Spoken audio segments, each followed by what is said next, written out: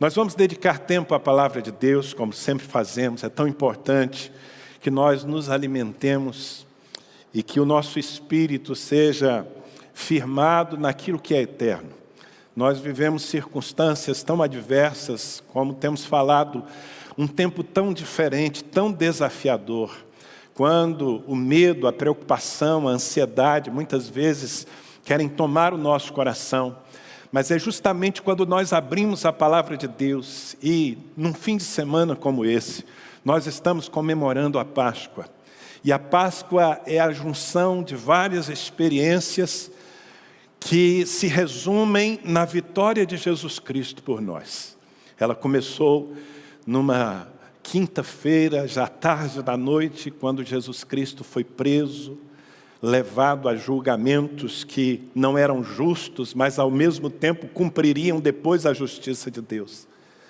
Na sexta-feira ele é crucificado, ele vive a sua paixão, desde as 6 da manhã até as 3 horas da tarde, ele vive a agonia e finalmente às 3 horas da tarde ele entrega o seu espírito e Jesus Cristo morre, o justo no lugar dos injustos. O sábado foi um dia de angústia para aqueles que o seguiam, um dia de silêncio, de perplexidade, de muitas dúvidas, de tristeza. Mas finalmente o domingo chegou. E no domingo aquele que morreu ressuscitou. A morte não foi capaz de detê-lo. E na sua vitória nós nos tornamos participantes da natureza de Deus. Isso é tremendo. E podemos celebrar isso tanto tempo depois, é muito especial. Eu quero ler parte da narrativa do que aconteceu com Jesus naquela sexta-feira. E eu quero trazer à memória essa passagem bíblica para que você seja estimulado nessa noite a olhar para a cruz mais uma vez. Aliás, não há um outro lugar de onde nós possamos buscar, receber esperança, senão a cruz de Jesus Cristo. Eu quero convidar você a abrir a sua Bíblia em Lucas capítulo 23. Eu vou ler do versículo 32 em diante, 32, 33 e depois do 39 em diante. E também eram levados outros 2 que eram malfeitores para serem executados com ele. Quando chegaram ao lugar chamado Calvário, ali o crucificaram, bem como aos malfeitores, um à direita, outro à esquerda. Versículo 39. Um dos malfeitores crucificados blasfemava contra ele, dizendo: não és tu o Cristo? Salva-te a ti mesmo e a nós também. Respondendo-lhe, porém, o outro, repreendeu, dizendo: nem ao menos temes a Deus estando sob igual sentença? Nós, na verdade, com justiça, porque recebemos o castigo que os nossos atos merecem, mas este nem o mal fez. E acrescentou: Jesus, lembra-te de mim quando vieres no teu reino. Jesus lhe respondeu: em verdade te digo que hoje estarás comigo no paraíso. Já era quase a hora sexta, e escurecendo-se o sol, houve trevas sobre toda a terra, até a hora 9. E rasgou-se pelo meio o véu do santuário. Então Jesus clamou em alta voz: Pai, nas tuas mãos entrego o meu espírito. E dito isto, expirou. Feliz Páscoa. Você falou isso para alguém hoje? Eu imagino que muitos de nós usamos essa expressão. Eu tive a curiosidade de olhar no Twitter, uma das principais redes sociais que nós temos, e Páscoa era o assunto principal do dia. E eu resolvi dar uma olhada para ver o que se estava falando sobre Páscoa. E numa amostragem eu encontrei muito pouca coisa que pudesse, de fato, trazer à nossa memória o que aconteceu há um pouco mais de 2000 anos atrás. A Páscoa, você sabe, foi celebrada durante séculos, ano após ano, pelos judeus. Eles imolavam os cordeiros e ofereciam no altar de Deus como sacrifício pelos seus pecados e se lembravam da libertação que o Senhor lhes tinha feito do tempo em que eram escravos no Egito. E esse ritual que apontava, na verdade, para o futuro se cumpriu finalmente e plenamente naquela sexta-feira que nós da cristandade chamamos de Sexta-feira Santa. Ela se tornou santa porque o verdadeiro Cordeiro de Deus foi imolado, se entregou na cruz, e a morte de Jesus atraiu para aquele lugar a atenção de todos aqueles que têm algum tipo de revelação da salvação. Sabe, há muita incompreensão sobre a cruz de Cristo. Eu quero gastar o tempo que eu tenho aqui nessa noite falando do aspecto mais básico da nossa fé, que é a cruz. A cruz de Cristo dividiu não apenas a história dos homens, mas a cruz de Cristo divide a vida dos homens entre passado e presente. E, infelizmente, a maioria das pessoas, embora tenham algum contato com a cruz de Cristo, não a compreendem. Eu estive durante essa semana me dedicando a ler todas as passagens bíblicas que contam como foi aquela última semana de Jesus Cristo em Jerusalém. Na verdade, especialmente desde a quinta-feira, quando ele vem de Betânia e ele entra na cidade, ele toma a ceia com os seus discípulos, ele já está completamente convencido que era chegada a sua hora. Depois ele vai ao Getsêmani já à noite para orar e ali começa o seu sofrimento maior. Jesus chega a suar gotas de sangue, tal era a agonia do seu coração, enquanto ele orava e dizia: Pai, se for possível, passa de mim esse cálice, mas não seja como eu quero, e sim como tu queres. E naquela entrega, Jesus Cristo resolve pagar o preço para o qual ele foi enviado. Não demora e o seu traidor o entrega e ele é levado a julgamentos, espancamentos e finalmente é crucificado. Enquanto essas coisas todas aconteciam, muita gente interagiu, muita gente viu Jesus na sua agonia. Uma multidão estava ali diante da cruz, mas muito poucos mesmo, compreendiam o que significava aquilo. Fizeram uma leitura errada, aliás, como a maioria das pessoas continua fazendo, a sua leitura errada do que significou o sacrifício de Jesus Cristo. Para Judas, Jesus se tornou apenas uma forma de ter um pouco mais, e ele o vendeu por 30 moedas de prata. Quanta gente hoje não se aproxima de Jesus, não pelo que ele fez na cruz e pela vida eterna e para servi-lo, mas porque acha que através de Jesus pode ter algo a mais nessa vida passageira. Jesus esteve diante de religiosos como Anás, Caifás, e esses homens, embora conhecessem tanto das Escrituras, não discerniram que estava ali o Filho de Deus. Eles amaram mais a sua religião, eles amaram mais os seus ritos do que ao Senhor, e por isso condenaram Jesus à morte. Jesus esteve diante de homens poderosos. Pilatos foi um deles, um típico político, que tendo sido avisado por Deus de quem estava diante de si, não foi capaz de assumir a sua fé em Jesus Cristo. Antes, preferiu lavar as suas mãos. Lavou as mãos, mas não conseguiu lavar o coração, porque afinal de contas, ninguém que fica em cima do muro pode se tornar inocente em relação ao sangue da cruz. Jesus foi levado à presença de Herodes, e o que Herodes tinha não era fé, era só curiosidade. Ele queria ver Jesus fazer algum milagre, porque ele já tinha ouvido tantas histórias, nada mais do que isso. E assim nós vamos encontrando pessoas que têm a oportunidade de entender o que estava se passando, mas não entendeu. Simão Cireneu foi obrigado a levar a sua cruz. Teve a oportunidade de interagir com o Senhor poucas horas antes da sua partida, mas o fez por obrigação. Não havia voluntariedade no seu coração. E assim, a maioria das pessoas, eu acho que eu poderia falar dos soldados que, na sua crueldade, o espancavam. E não tinham nenhum sentimento ao fazer isso, e que representam gente animalizada, gente que perdeu todos os limites, e que continua, muitas vezes, usando até mesmo da fé para dar vazão à sua alma distorcida.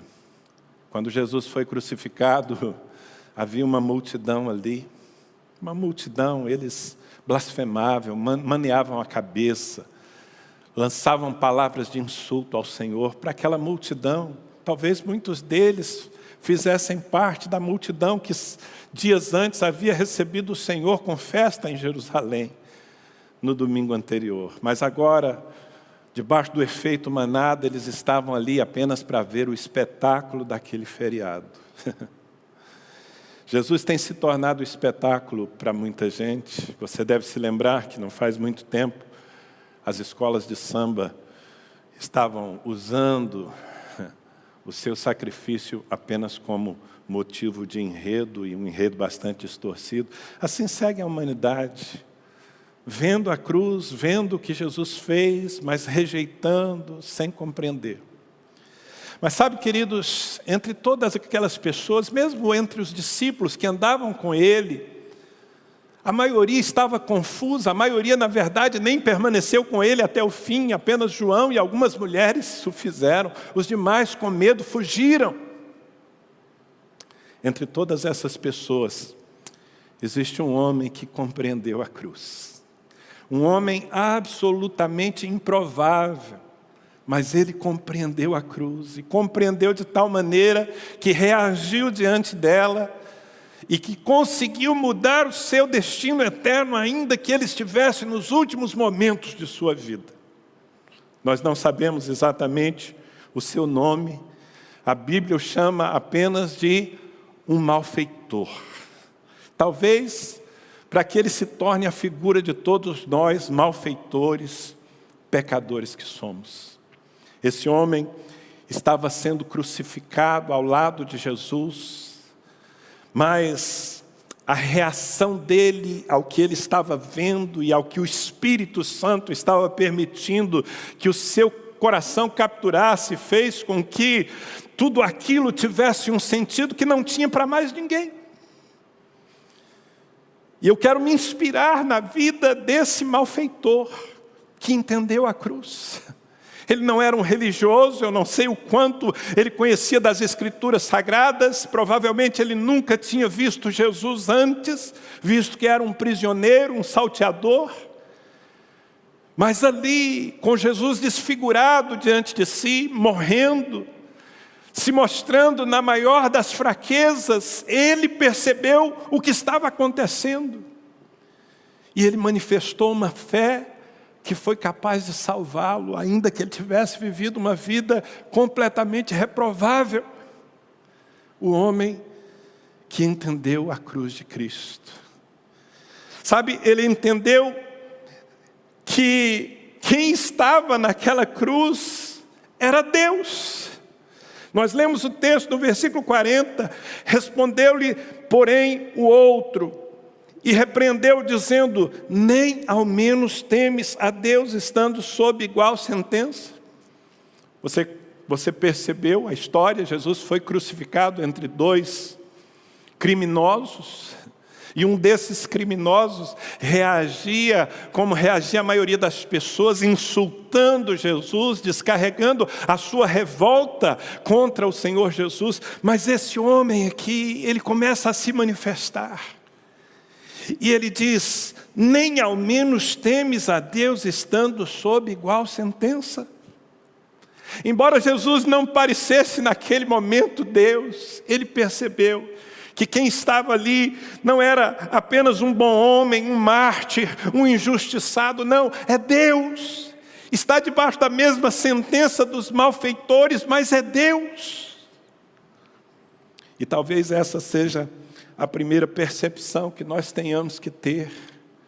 Porque se não entendermos que aquele homem humilhado, que se entregou, ele se entregou, é importante que nós não percamos isso de vista. Ele não foi morto pelos judeus ou pelos romanos, ele entregou a sua própria vida, porque ninguém tem poder de maniatar a Deus. E aqui está a grande prova do seu amor. A cruz não foi uma imposição, foi uma escolha. E quando nós temos o entendimento de que aquele que se entregou por nós, é na verdade o Deus infinito, Ele é apresentado na palavra como o Verbo eterno. No princípio era o Verbo, e o Verbo estava com Deus, e o Verbo era Deus. Todas as coisas foram feitas por Ele, sem Ele nada do que foi feito se fez. É assim que o evangelista João o apresenta. Ele andou por essa terra como homem, porque era necessário que Ele vestisse a nossa vida. Era necessário que Ele pagasse um preço pelo pecado dos homens, então Ele se esvaziou, Ele diminuiu. Aliás, é isso que o apóstolo Paulo fala em Filipenses capítulo 2, versículos 6 a 8. Pois Ele, subsistindo em forma de Deus, não julgou como usurpação o ser igual a Deus. Ele não se apegou a isso, antes a si mesmo se esvaziou, assumindo a forma de servo, tornando-se em semelhança de homens e reconhecido em figura humana. A si mesmo se humilhou, tornando-se obediente até a morte e morte de cruz. Aqueles que compreendem a cruz entendem que Jesus não é um espírito evoluído. Aqueles que compreendem a cruz entendem que Jesus não é só um bom homem ou um profeta, como dizem os muçulmanos.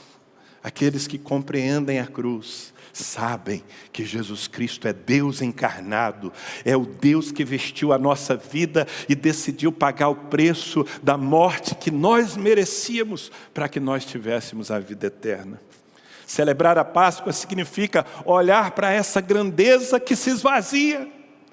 Celebrar a Páscoa significa perceber que esse amor é inexplicável, mas ao mesmo tempo ele está provado por todos os séculos. O apóstolo Paulo, escrevendo aos Romanos, capítulo 5, versículo 8, ele diz: mas Deus prova o seu próprio amor para conosco, pelo fato de ter Cristo morrido por nós, sendo nós ainda pecadores.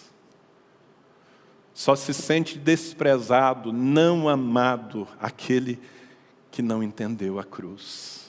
Talvez você tenha vivido a sua vida até hoje debaixo de complexos, de rejeição, um sentimento de vitimismo apequenou a sua alma e você vive se arrastando, mas ouça, Deus foi capaz de fazer essa viagem tão dura, desde a glória dos céus até a vergonha da cruz, por um único fato: Ele amou você.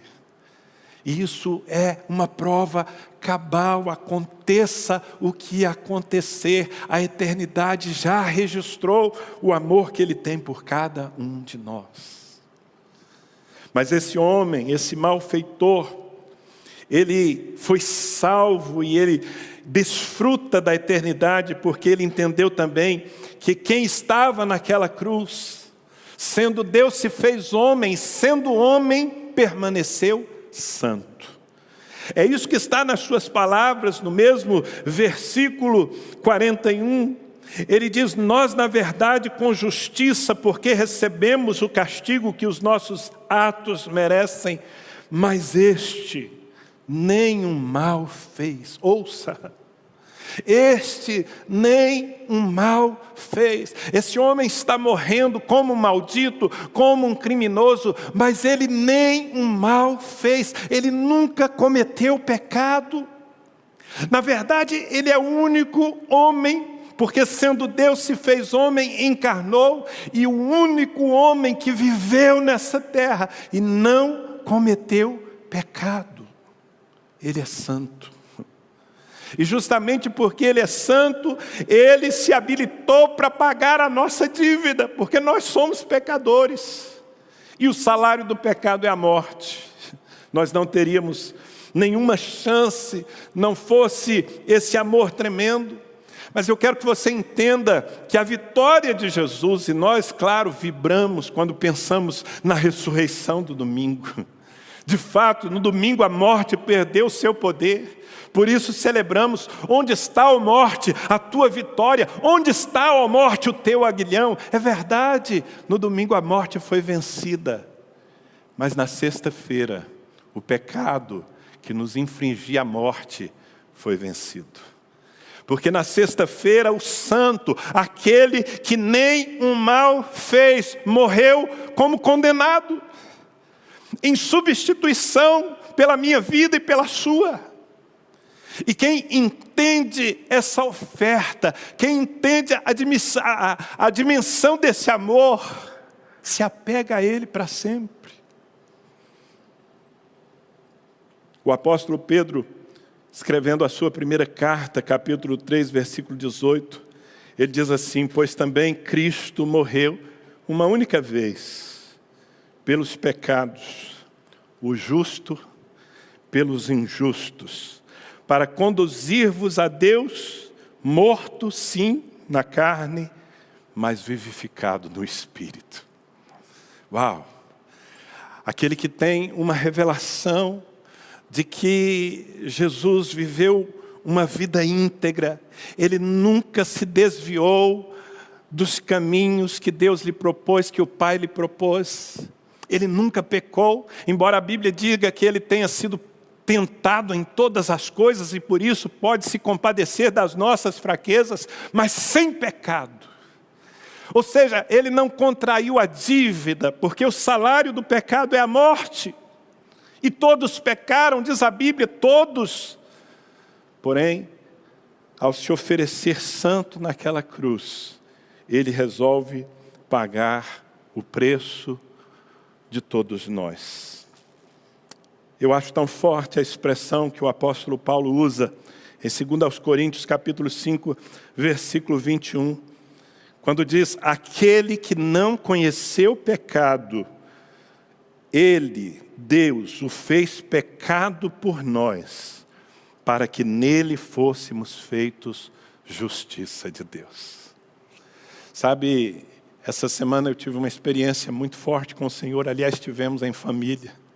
De uma maneira muito inusitada, nós estávamos assistindo um filme que nem era um filme de mensagem cristã, mas ao final Deus usou a mensagem daquele filme. E nós mergulhamos numa adoração, eu, a minha esposa, meu filho. Eu comecei a, de alguma forma, pensar nessa proclamação que houve por toda a eternidade: santo, santo, santo. A Bíblia diz que todo tempo os serafins estão dizendo: santo, santo, santo é o Senhor. Mas naquela sexta-feira houve um silêncio no céu. Porque naquele momento Ele, sendo santo, assumiu a nossa culpa e, sendo santo, se fez maldito em nosso lugar.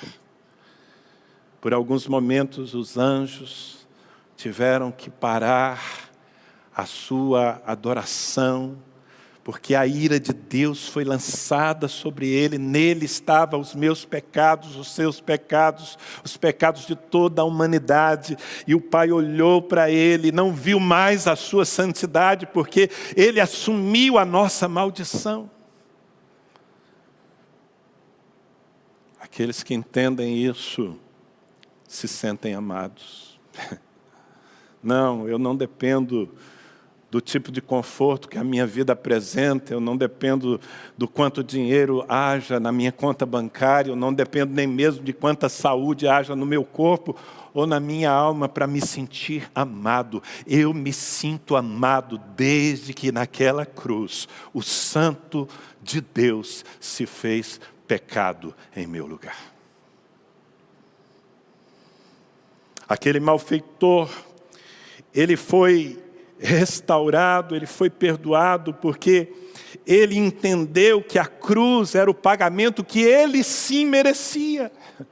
Sabe, eu tenho falado muitas vezes que a justiça própria tem levado mais gente para o inferno do que pecados grosseiros, como adultério, crueldade, assassinato e tantas outras coisas terríveis. Porque a justiça própria faz o homem achar que ele não precisa de perdão.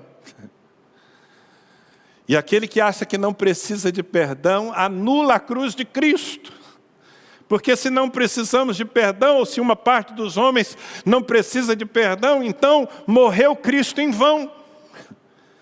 Mas esse malfeitor, ele reconhece, no versículo 41, ele diz: nós, na verdade, com justiça, porque recebemos o castigo que os nossos atos merecem. Essa deveria ser a confissão de todo ser humano. Porque Deus resiste aos soberbos, mas Ele dá graça aos humildes. E a porta de entrada para a nova vida é o arrependimento. A mensagem apostólica era: arrependei-vos e crede no Senhor Jesus. E o arrependimento só acontece a partir do momento em que eu me assumo como pecador. O que eu merecia, o que cada um de nós merecia, senão a cruz e o inferno que ela representava. Porque está escrito, desde o começo Deus avisou, Deus disse: se vocês escolherem pecar, certamente vocês morrerão. Esse homem teve a sua vida transformada, porque ele entendeu que, embora Jesus tenha assumido o pecado de todos, ele era santo, mas ele assumiu também que aquela cruz lhe pertencia. Em Romanos capítulo 3, versículos 10 a 12, está escrito, não há justo, nem um sequer. Não há quem entenda, não há quem busque a Deus. Todos se extraviaram. A uma se fizeram inúteis. Não há quem faça o bem. Não há nenhum sequer. E são justamente aqueles que, entendendo que a humanidade... Nós vivemos num tempo em que nações estão intimidadas pelo poder de morte de um vírus. Mas há um vírus que já corre a raça humana desde o começo e que tem o poder mortal. Ele se chama pecado. Nós já nascemos em pecado. Nós já somos gerados em pecado. E se não houver em algum momento das nossas vidas uma consciência disso e um arrependimento, eu acho que eu posso falar que mais do que em um momento, se nós não transformarmos a nossa vida em uma vida de arrependimento contínuo, reconhecendo que os nossos atos não são suficientes para nos tornar justos diante de Deus, reconhecendo que a cruz e o inferno nos pertencem, foram assumidos por Jesus Cristo, mas nos pertenciam. Se nós não tivermos esse posicionamento, nós nunca poderemos desfrutar do perdão, da salvação e tampouco da vida eterna. Esse homem entendeu que a fé precisa ser assumida, publicada, defendida. Ele está tendo um encontro com Jesus ali à beira da morte, mas já tomado pela convicção de que estava diante do seu Salvador, ele proclama a sua fé. Se você voltar comigo ao versículo 40 do texto que nós lemos: respondeu-lhe, porém, o outro e repreendeu-o, dizendo, veja bem, ele entra num confronto com o outro malfeitor que blasfemava contra Cristo. Porque agora ele tem uma convicção no seu coração. E essa convicção de que ali estava o Filho Santo de Deus morrendo em seu lugar, essa convicção faz com que ele proclame a sua fé. Essa convicção faz com que ele defenda a sua fé, inclusive, ainda que ele estivesse em agonia de morte. E eu fico pensando que esse homem viveu, depois de ter se encontrado com Cristo e depois de ter recebido a salvação, ele viveu talvez mais alguns minutos ou horas, mas o pouco que ele viveu foi suficiente para fazer o proclamar, publicar a sua fé. Enquanto muitas vezes nós que dizemos que andamos com Cristo há tanto tempo, não temos a coragem de abrir a nossa boca, de defender o Evangelho, de proclamar as virtudes daquele que nos chamou das trevas para a sua maravilhosa luz. Sabe, é o tempo de nós, compreendendo a cruz, abrirmos a nossa boca. Sabe, é tempo de nós nos lembrando do que o Senhor Jesus fez por nós e de quem Ele é. É tempo de nós proclamarmos aos quatro cantos que Ele é o Deus que se fez homem e morreu por cada ser humano, para que todo aquele que nele crê não pereça, mas tenha vida eterna. Em Romanos capítulo 1, versículo 16, está escrito, e tomara que você possa abraçar essa palavra e fazer dela o lema da sua vida, pois não me envergonho do Evangelho, porque é o poder de Deus para a salvação de todo aquele que crê, primeiro do judeu e também do gentil. Não me envergonho do Evangelho. À nossa volta estão malfeitores como nós, precisando dessa revelação. E se o Espírito Santo está iluminando o seu coração, ou já iluminou o seu coração em relação ao Evangelho de Cristo, é hora de abrir a sua boca e propagar, e proclamar e pregar. Porque a vergonha da cruz foi assumida por Cristo, para que nós tivéssemos, se eu posso usar essa palavra, orgulho, como diz o apóstolo Paulo, eu me glorio na cruz de Cristo. A cruz de Cristo é o bem mais precioso que eu tenho na minha vida. E é tão precioso que eu não tenho direito de guardá-lo para mim. Como escaparemos nós se nós negligenciarmos tão grande salvação? É uma pergunta que o escritor aos Hebreus nos faz. Esse homem teve revelação, porque ele entendeu que a cruz é a única porta para o perdão. Não há nenhuma forma de apagar a minha vida torta, não há nenhuma maneira de conseguir repaginar, de conseguir começar de novo, a não ser pela cruz.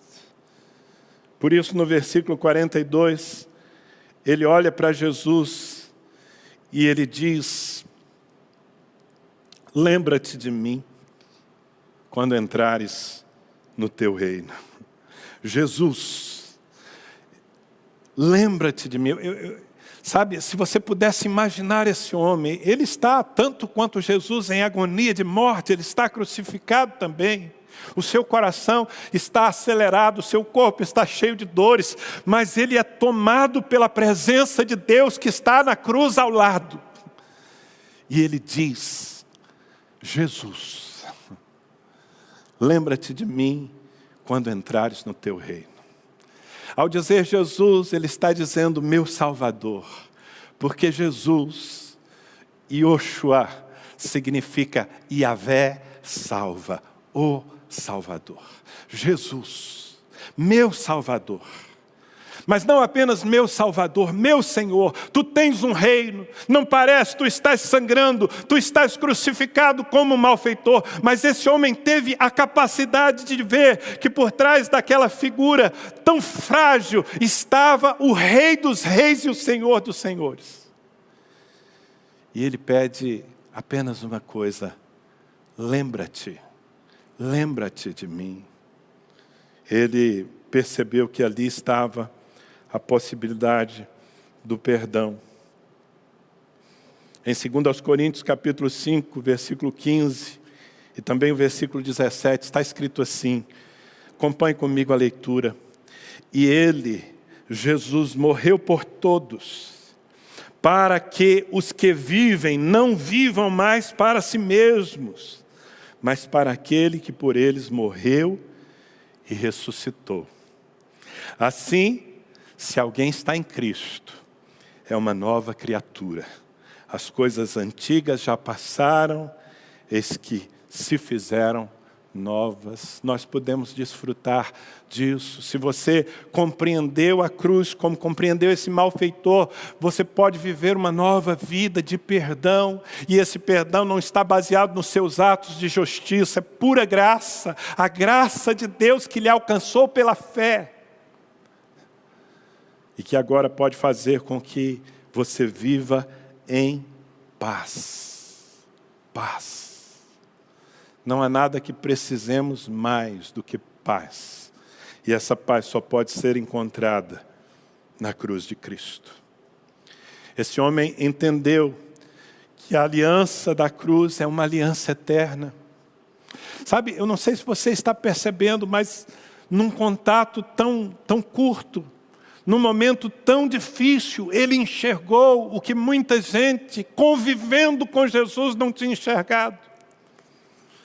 E uma das coisas que ele expressa é a fé de que aquele que estava morrendo na cruz viria de novo na glória do seu reino. E é por isso que ele pede: lembra-te de mim quando vieres no teu reino. Ei, meu irmão, aquele cordeiro frágil, aquele rebento que foi surgindo, e nele não víamos nenhuma formosura, aquele homem desfigurado, sangrando na cruz. Ele viveu a tragédia da morte, mas ao terceiro dia ele ressuscitou. E depois foi glorificado e prometeu que voltará. E ele virá com poder e grande glória. Esse malfeitor, ele não estava apenas buscando um conforto imediato para as suas dores, para a sua iminente morte, mas ele estava se apegando a Cristo como garantia de uma vida eterna. Lembra-te de mim quando vieres no teu reino.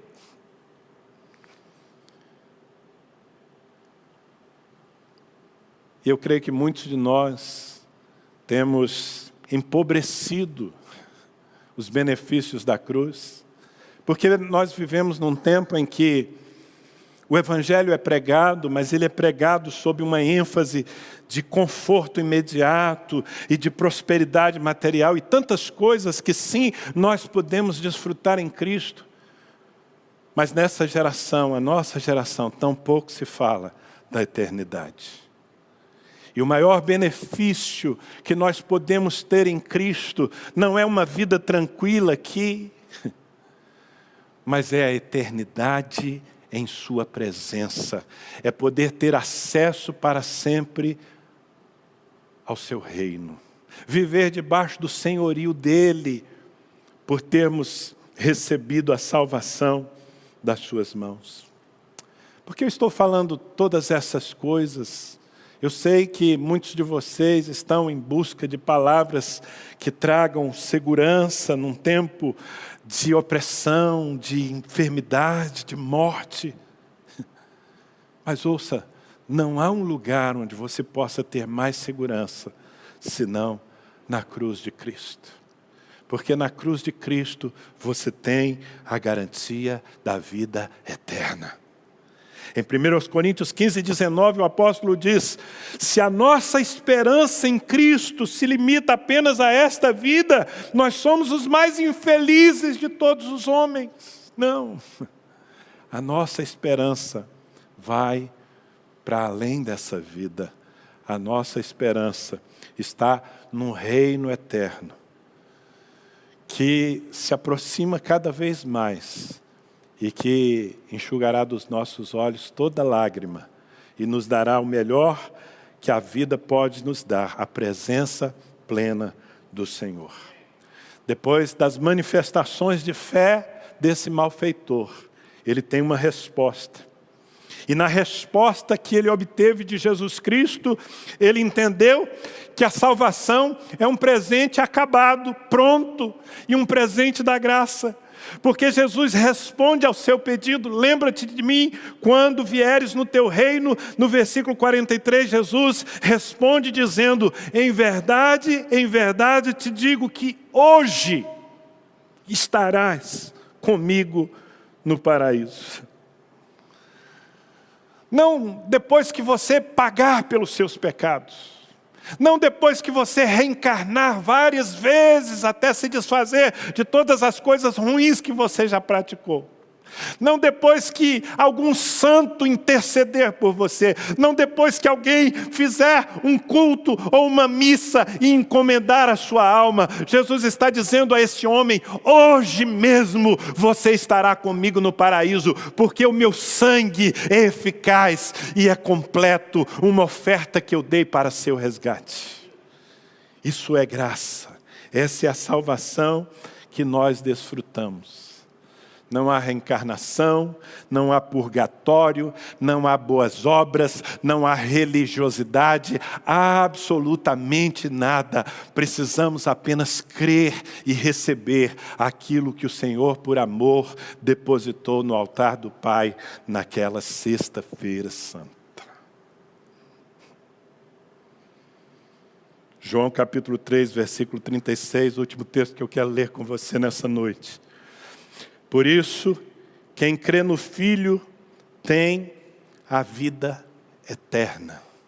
Como eu gostaria que essas palavras entrassem na sua alma agora. Aquele que tem o Filho de Deus, Jesus Cristo, tem a vida eterna.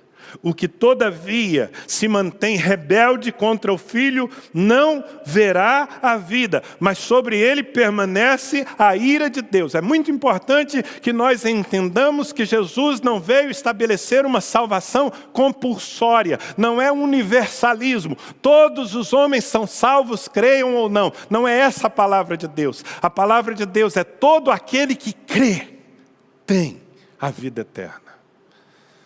Eu queria muito que você entendesse que a vida eterna é mais do que vida sem fim. A vida eterna é a vida de Deus dentro de nós. E o grande prêmio da eternidade, meu querido, não é simplesmente que você seja livrado das dores e das lágrimas, mas o grande prêmio da eternidade está na promessa de Jesus a esse homem: tu estarás comigo. O malfeitor recebendo a promessa do Deus Santo de que haverá um lugar com ele para sempre em sua presença. Diante de tudo isso que eu falei, eu quero convidar você nessa noite a se colocar diante da cruz. Mais uma vez, eu quero que você entenda que a cruz não é somente um fato histórico ocorrido num determinado tempo e lugar, o Monte Calvário. A cruz é uma expressão de Deus que continua viva. Jesus continua sendo a oferta para que nós vivamos uma nova vida aqui. E nessa noite, nós nos lembramos daquela sexta-feira, nos lembramos do seu sangue que foi derramado, nós nos lembramos de que foi Deus quem tomou a iniciativa de descer a esse mundo podre para nos salvar. E a única resposta que cabe a tudo isso, a toda essa revelação: houve um malfeitor que entendeu. A única resposta que nós podemos dar é a resposta da fé e da aliança, de dizer para o Senhor Jesus: eu te recebo e eu quero viver para ti, por todos os dias, aqui e por toda a eternidade. Essa é a verdadeira Páscoa. Aquele Cristo que morreu, que pouco tempo depois clamou: Eli, Eli, lama sabachthani. e entregou o seu espírito diante do Pai. Aquele Jesus que desceu aos lugares mais baixos da terra, que enfrentou o inferno em meu lugar. Ao terceiro dia ele ressuscitou. Quando a justiça de Deus foi completamente saciada, quando a ira de Deus, a descarga da ira de Deus encontrou nele, na sua oferta, um sentido completo, o Pai estendeu a mão sobre ele e a sepultura não pôde mais segurá-lo. No domingo de Páscoa, ele ressuscitou. E com ele ressuscitaram todos aqueles que o receberam pela fé.